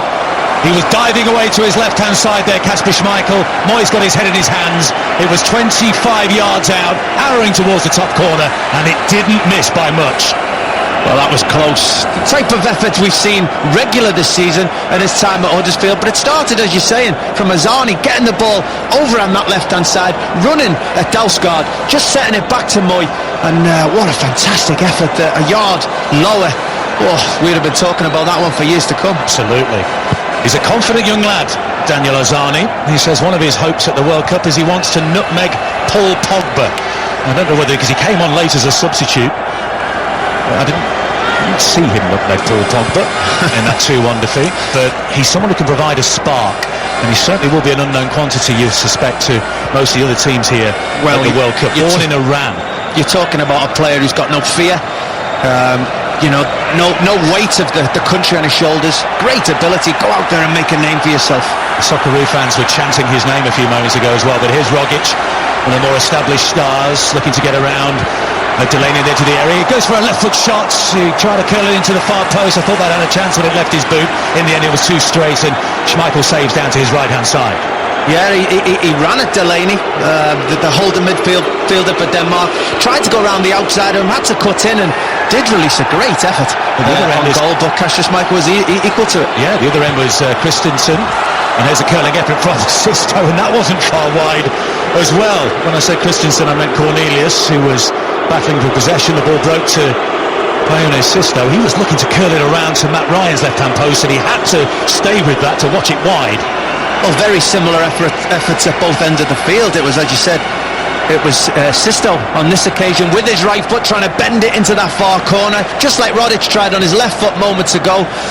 Unfortunately for Sisto, that one was just a touch wide. There was a little tussle between Sainsbury and Cornelius right inside the area, on the corner of the area, and Sainsbury has definitely got hold of Cornelius' shirt and drags him down. Cornelius immediately appealed for the foul, but play is back underway, and there doesn't appear to be any further action taken for that. Well, the referee couldn't have been any closer. He was so well positioned, right up behind play, obviously determined that it wasn't. And problem here for Naboot, who's clutching his right shoulder. He looks to be in a great deal of pain, and he's just looked at the bench and just wagged his finger as if to say no. And he's actually walked off the pitch, which wasn't very smart, but now he's gone back onto the pitch so he can receive attention. But I'm not a doctor, but it looks like he might have popped something in his right shoulder. Andrew Naboot. It looks like he's got a Gareth Southgate shoulder at the moment. It doesn't look very good. It looks at a really bad angle, popping out of his shirt a little bit. Not an angle you'd used to see a shoulder at, and he's gone for a header. He's tried to bring the ball down, he's just slipped, and his right arms fell onto the floor as he fell backwards, and immediately you can see him grabbing his right shoulder, pointing to the bench that there is an issue, and he does seem to be in an awful lot of pain out there. And he's done well today, Naboot. Second half especially, he's really used every ounce of energy he's got. He's chased and harried. Yes, he hasn't got on the end of things to get his team that goal, but it's not through a lack of work rate. Absolutely, and he looks in huge amounts of pain, and he's off the pitch at the moment, and they're going to have to ready themselves a substitute here, Australia. So we'll take the opportunity to head to Durham. Jonathan Overend with the latest from the one-day international. One of the very rare phases of this series, Arlo, where Australia are holding the upper hand. They're batting first after winning the toss, and they're 43 without loss. We've had 8 overs bowled by Mark Wood and David Willey. Aaron Finch has 14. Travis Head, the left-hander, has played especially well for his 27. Finch was dropped by Hales at mid-wicket in the third over, and Australia 43 without loss after 8. And Australia here, Jonathan, are 1-1 against Denmark, approaching the final 15 minutes, and Naboot's replacement is Tommy Juric, who plays for Luzern in Switzerland. He's not in form, the striker. Last international goal was last September. Only 2 goals for Luzern since November. He has been carrying a knee injury. He was a doubt going into the tournament, but he's got an opportunity to make himself a hero here for the Socceroos. Rogic again, who's seeing more of the ball inside the Denmark half. And here's Tommy Juric for the first time. He's just waiting for support. It arrives through Leckie on that right-hand side, and then Juric disappears into the penalty area. Leckie without a tremendous amount of support, but he's working here against Strider Larsen. Into the area he goes, left-footed shot, takes a deflection, and that just takes the sting off it.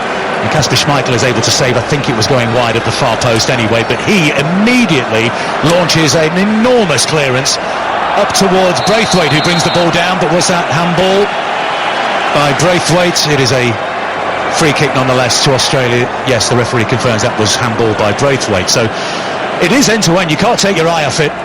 With less than 15 minutes remaining, Group C, Denmark 1, Australia 1. It is, I mean, you know, we can't deny it. It's lacked quality at times at both ends of the field. It's lacked that that real piece of genius that we may expect at international level. Looking at the field, Christian Eriksen may be the real genuine guy out there we expect that from, but it's certainly been entertaining. As you said, both ends of the field, there's been action, there's been crosses, there's been tackling, and more importantly, there's been efforts on goal, which hasn't always happened in a lot of these World Cup games, so it's certainly been entertaining. It's Australia's fourth successive World Cup, their fifth in total. They had a 32-year gap between 74 and qualifying again in 2006. Once again, not the most fluid of balls from Christian Eriksen, but Sisto is able to check back and take possession, and then his return towards Eriksen is intercepted by Rogic, who looks full of running and full of energy. And here's Tommy Juric towards the edge of the Denmark penalty area on the Australia right. He's now facing the touchline. Sisto got a challenge in, but it's found Josh Risdon, the right back. Here's Jedinak, now 33 years of age, Mile Jedinak. Sainsbury, the centre-back, rolls it to his partner Milligan. Across the line it goes, out to the left-back Behic. Down the line he goes to Leckie, who's switched flanks momentarily, but it's out of play for a Denmark throw. So we approach the final 10 minutes. Is there a winner in this game? In Samara for either side. Sainsbury facing his own goal, launches a back pass to Matt Ryan, who played all three group games, conceding 9 goals in Brazil 2014. He conceded a really soft goal to Memphis Depay, which cost Australia perhaps a point. Said it was the hardest few days of his life, but he's bounced back. Went to Belgian football, earned himself a move to Brighton, and had a terrific first season in the Premier League. Played every minute in the Premier League for the Seagulls, who had themselves an excellent season, finishing 7 points clear of the bottom 3. It's back with Ryan again, on the edge of his own penalty area, ball at his feet. Cornelius, who played briefly for Cardiff City in their solitary Premier League season. They're back in the big time now, of course, as of August. Sisto. You just wonder who's going to be happier accepting a draw at the end of this game. You know, Denmark would be 4 points. Yes, they would have to play France in that last game. Australia 1 point, knowing they've got to play Peru, and I think the Danish would think that's a tough ask after they've already played them. You don't know what's going to happen in that France-Peru game coming up after this, and we may see in the next 5 minutes who really goes after that goal more. Azani gets involved. You hear a roar from the Socceroos fans in the ground every time he comes into possession. Here he is again, onto his right foot, the cross comes in, it's a good one. Leckie with the header, he was falling backwards and couldn't turn it towards goal, and it's wide, well wide of Kasper Schmeichel's goal. But Azani just proving that there's a little bit of magic in those boots, and he's trying to make something happen. Leckie in the end, he came off his shoulder, not able to get his head to the ball, and the chance was lost. Yeah, just as he tried to angle his head, it was just a touch behind him, so he tried to drop his head back, did it too far and it hit his shoulder. But you just seen Azani there, only needs half a yard to be able to make something happen. It was a cross on this occasion, just needs the half yard. If he gets the chance to shoot, I would fully expect to see him pull that trigger. Came on as a sub to earn his second cap in the warm-up game in Hungary and scored in a 2-1 win for Australia. Sisto, he's fired that almost directly into the midriff of Cornelius, who couldn't deal with it on the left-hand side of the penalty area, and Matt Ryan is happy to let the ball go out for a goal kick. So, 80th minute, Denmark won through Christian Eriksen early in the first half. Australia won, VAR intervening to award a penalty kick for a handball by Paulsen, who's subsequently been substituted. He got a yellow card as well. It was struck home by Mile Jedinak. 2 penalties for him so far at the World Cup. Will this one earn a point, or would it have given them a grounding, a bedrock to go on and gain all 3? It's in the balance here with 10 minutes remaining in Samara. Azani again. Running across field, he finds Risdon. Azani back to Risdon, turns well on the edge of the penalty area, rolls it into Rogic. Now Azani looking to get on the end of that ball from Rogic, keeps it in play brilliantly. Sisto with the challenge, Rogic is through that challenge, Azani's through that challenge. Lovely low cross. It was too much for Kasper Schmeichel to handle, but there was nobody there. And once again, Azani's making things happen. Super skill on the byline to get through. Sisto, lovely low cross in, but nobody could took it home. Well, Azani looks every bit the player that's been talked about as being a next World Cup star. He's come on, and I mentioned for probably 75 minutes of this game that Australia lack any real quality in that number 10 area to get turned, to dribble, to make something happen, and Azani looks like the man who's able to do that. His skill, his awareness. He just dropped the shoulder there to Sisto on the line with relatively no space. He beat him on the outside down the byline, fired it across, and Kasper Schmeichel just managed to get fingertips to it to make sure that I think it was Leckie couldn't tap it in at the back post. Well, we won't see Tim Cahill today. Jackson Irvine of Hull City comes on for Rogic to provide a bit of energy in the centre of the park, although Rogic had had a terrific last 10 minutes setting up counter-attacks, but his day is done, and we're down to the last 8.5 minutes. Irvine, who came on for Rogic after 72 minutes against France, had an excellent season with Burton in the Championship. That earned him the move to Hull City, came to the Celtic Academy before making his name at Ross County, and a player that the likes of Nigel Clough rates very highly. Yes, and he's done okay today, Rogic, when he was able to move that ball into wide areas, but for the last 10 minutes when Australia have been getting the ball into the wide areas where they've been affecting the game, as the cross has been coming into the penalty area, Rogic hasn't been able to make it. He looks a little bit leggy at the moment. Cornelius with the header off the end of another diagonal into the penalty area. No power on it, easy for Matt Ryan. But the game continues to travel from end to end, and here's the ponytail Jackson Irvine, number 22 on his back with his first touch of the game.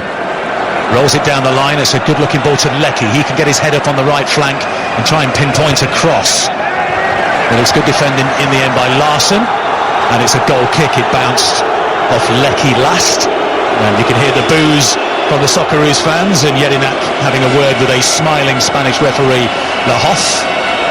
And it's Denmark's ball.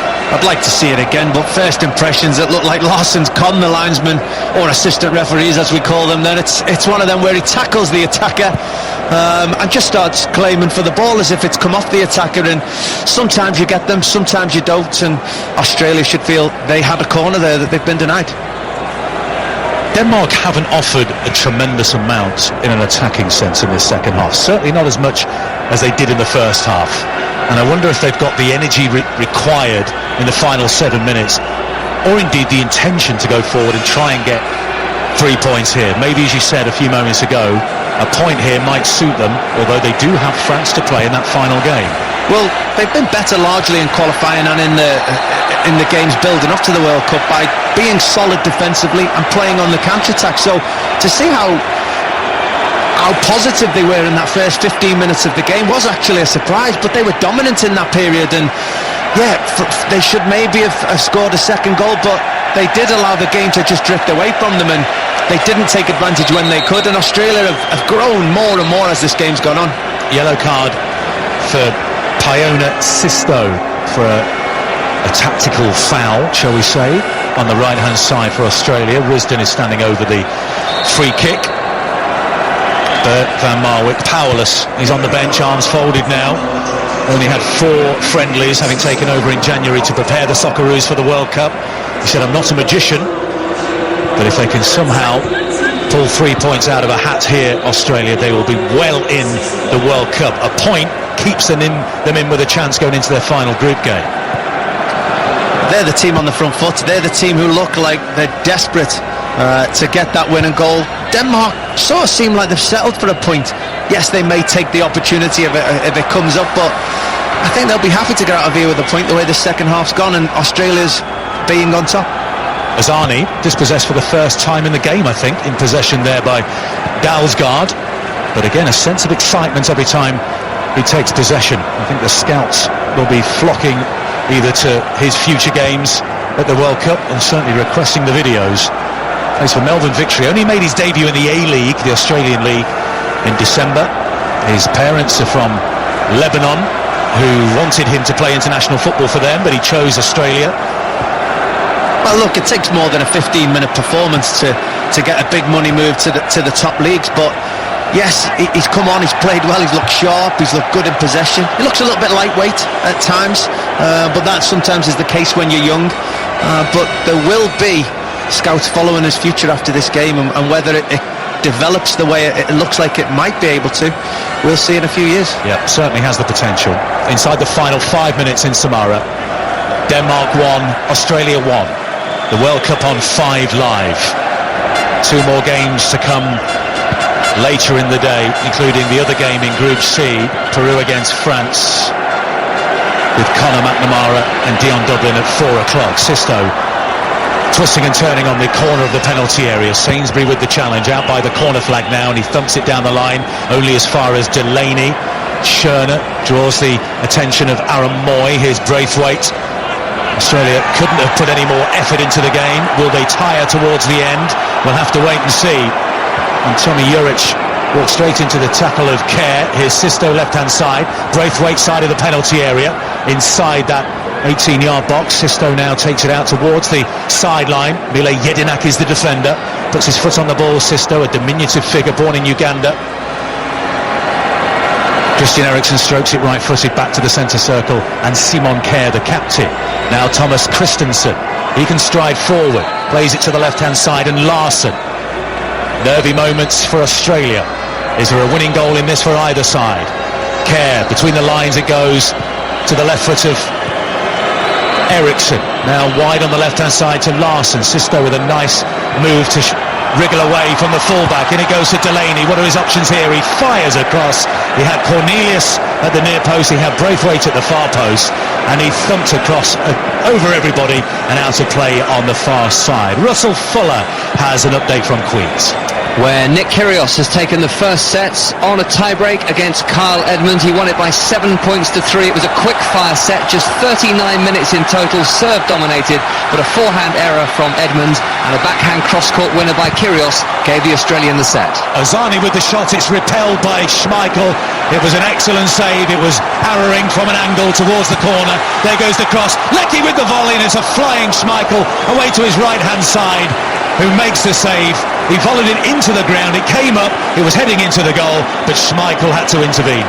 2 great bits of play again by Australia, again coming in the wide areas, and Ozani the first time cutting into onto that right hand, onto his right foot, opening his body out and making Kasper Schmeichel make a full-length save to keep it out. And moments later, Jackson Urban winning the ball back in that left-hand side, cross coming in again, and it was Leckie who got something behind, and again Kasper Schmeichel at full length. And it's certainly the Australian team who are desperate to get that winner here. Inside the final 2 minutes in Samara, long ball across the penalty area by Cornelius. Sisto, who since he got that yellow card has looked extremely dangerous in possession. Here he is again, left-hand side. Now they're walking Denmark, but it's Sisto who has that ability to inject pace, and he curls it to the right-hand side of the far post. It's Cornelius who won the header. He tried to nod it into the path of Eriksen, but it's Moy who got there first. And now it's Juric, good-headed intervention by Eriksen. But now Ozani, who's looked terrific since coming on, he brings the ball forward. Leckie's free down the middle. Was he fouled there, Ozani? He was right on top of it. The referee, who's just giving Ozani a warning about simulation. It was Delaney and it was Christensen with the challenge. He went to ground and there was certainly contact. Dalsgaard, excuse me, was the other defender. I don't think he needed a warning about diving, but that just shows his youth and his quality, but also his confidence. He's got a player on the outside of him, he's got a player to the right, both in great attacking areas. Just slide them in and get in the penalty area yourself. And he tried to dribble past 3 players in such a tight area, and that's sometimes what happens when you're a player full of youth. Well, the volley comes in from the edge of the penalty area. Christian Eriksen with it. There was some head tennis between defenders and midfielders. It fell to Eriksen on the right foot, a volleyed effort, and after that sweet left-footed strike in the first half, you perhaps would have expected better from Eriksen, but he snapped it wide of Ryan's goal. Well, that's the first time we've seen Eriksen for quite a while, and Australia's second half especially have done fantastically well to deny him the ball. And when you do that, it shows that this Danish side is limited. When they're not getting him on the ball, the midfield have dropped. The strikers have worked really well for Australia to deny Eriksen space no matter where he's been on the pitch, and that's why Australia have been much better this second half. Into stoppage time we go. 3 minutes have been added on. Some very nervous fans in the Samara arena. Jedinak forward for Australia. Kerr, who's been terrific at the heart of that Denmark defence heads it clear. Well, hold on a minute. The Denmark midfielder has claimed the foul himself and picked the ball up. And I think eventually the referee has agreed. It's quite fortunate. I think it was. That could have been a deliberate handball. I don't think he heard a whistle. I think he just assumed that was a foul, and in the end the referee agreed, and Kasper Schmeichel just picked a bit of mud and turf out of his left boot. Well, there is injury time remaining, but your commentator's curse of there's more goals in this game seems to have come to fruition. That'll learn me. The heads go up in the Australia penalty area. It's Behic. Has he conceded the corner over there? Yes, he has. On the Denmark right, this would break Australia's hearts if a late goal goes in for Denmark, which would virtually seal their elimination and virtually seal the Danes' progress into the last 16 at Russia 2018. It's a nervous-looking Burdic on the Australia bench, particularly with Eriksson around. Right arm raised. Swings it in towards the near post. The heads go up. It falls here to Braithwaite. Left-footed effort is straight on the volley to Matt Ryan, and Australia survive. Yeah, unlucky there from Denmark. Great ball in from Eriksson as we expected. Went through everybody, and Braithwaite managed to get a snapshot away at the end. But it just shows in football you can be the much better team in a half a game, but the opposition will always get a chance. And Matt Ryan did well to keep that one out there for Australia. Australia running out of time, but they will still be in the World Cup, and they'll have given themselves a chance. We're into the final minutes of the minimum of 3 added on. Kasper Schmeichel waves his teammates forward for this goal kick. Right-footed. You heard the thud of boot on ball, and it goes halfway inside the Australia half. Jedinak wins the challenge. Jackson Irving sends it forward only as far as Larson. He curls a ball into the feet of Braithwaite, who's offside. Time ticking away, and let's see if Australia can produce something here from the free kick on the counter-attack perhaps. It's played out to Azani on that left-hand side, full of running, full of intent. He cuts in field, spins away to the left touchline. Behic brings it forward. This is good work here by Australia. Leckie on the left-hand side, and they've run out of time, but they played excellently. Both sides look absolutely exhausted. They gave everything, but it ends level. Australia 1, Denmark 1. Who's going to be the happier with the point? Who maybe perhaps Leon Osman felt they could have won the game? Well, I think the way the game was developed, and I think Denmark will be happier with the point. They just seem to be hanging on there a little bit second half. Australia with the aggressor, desperate to get the 3 points after losing their first games, but it was a very entertaining game despite there being a lack of quality in the final third. Both teams very committed. Neither team was throwing themselves on the floor asking for fouls. It was a really honest game. Chances at both ends, and probably in the end a draw was a fair result. All to play for then, Kelly, in Group C. Denmark against France in the final game. Australia will face Peru. Group C is looking good. Final score in Samara: Denmark 1, Australia 1.